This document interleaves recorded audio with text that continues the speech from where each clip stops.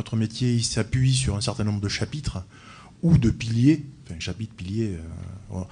Alors, on peut être du côté cédant, on peut être du côté repreneur. Dans le cas particulier, on était côté repreneur.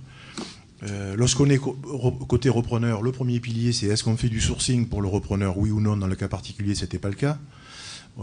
C'était d'ailleurs facilité par le fait d'avoir en face de nous des professionnels comme le CRA qui arrivent avec des documents, c'est cadré, c'est clair, c'est quand même plus facile. C'est plus fluide de travailler avec des professionnels plutôt qu'avec un cédant qui n'est pas accompagné.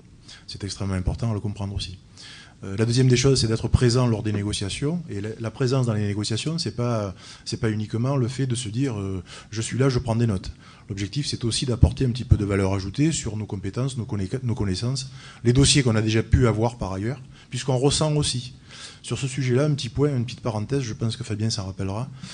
On avait l'habitude de briefer et de débriefer. Et au terme d'un débriefing, après un des rendez-vous, on avait une vision tout à fait différente du rendez-vous.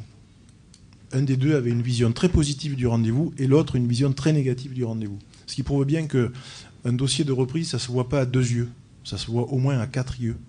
Il faut d'autres personnes autour qui viennent vous apporter du conseil, de la vision, de la valeur ajoutée, me semble-t-il en tout cas. Un autre point extrêmement important, c'est tout ce qui est lié à la valorisation et au financement. Alors, avoir une cible, c'est bien, qu'elle soit achetée au prix favorable aux deux parties, c'est mieux. Et enfin, qu'elle soit finançable et financée, c'est quand même le top, parce que si on n'a pas ça, je ne vois pas l'intérêt de monter les dossiers et de perdre du temps dessus. Dernier point, pas les yeux, non, ça va, les yeux ne sont pas froncés.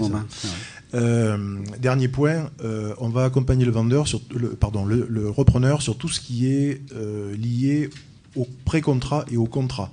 Donc on va apporter de la valeur ajoutée, on ne va pas faire le métier de l'avocat. L'avocat fait son boulot, il le fait très bien, il n'y a aucun problème. Sauf que nous sommes là depuis le tout début, et notre objectif, c'est de ne pas louper un alinéa, un chapitre, un paragraphe, soit dans les compromis, soit dans les actes définitifs, soit dans les garanties de passifs. Il y a donc 4 grands piliers. Mais le premier d'entre ces piliers, c'est la connaissance de votre client. La connaissance et le fait de l'épauler. Tout à l'heure, Fabien parlait, et Georges Salle parlait des aspects familiaux qui sont extrêmement importants. C'est une décision familiale, commune. Il y a des impacts personnels, familiaux, patrimoniaux, financiers, personnels. Un impact d'image aussi. Hein, parce que la réussite, la reprise d'une entreprise, vous avez 2 choix, la réussir ou la réussir. Hein. Il n'y a pas d'autre choix. C'est ça, la France, c'est ça. Hein. Ou vous réussissez, ou vous êtes mal coté par la Banque de France, donc vous êtes mal. Donc il y a aussi tout ce qu'on peut faire pour essayer de lui apporter de la visibilité, de la vision, un peu de profondeur de réception et de l'épauler.